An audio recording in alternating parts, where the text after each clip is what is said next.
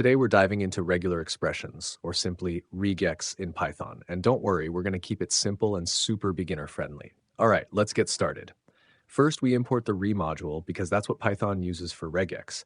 We have a text that says, my phone number is 123-456-7890, and we define a pattern that matches the typical phone number format, 3 digits, dash, 3 digits, dash, and 4 digits. Now, we tell Python to search for this pattern inside our text.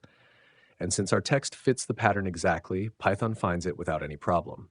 It prints out the phone number just like we expected. Nice and easy. Now let's make a small change. We remove the last digit. We run the search again, but this time Python can't find a match because the text doesn't fit the full pattern anymore. It's missing one digit.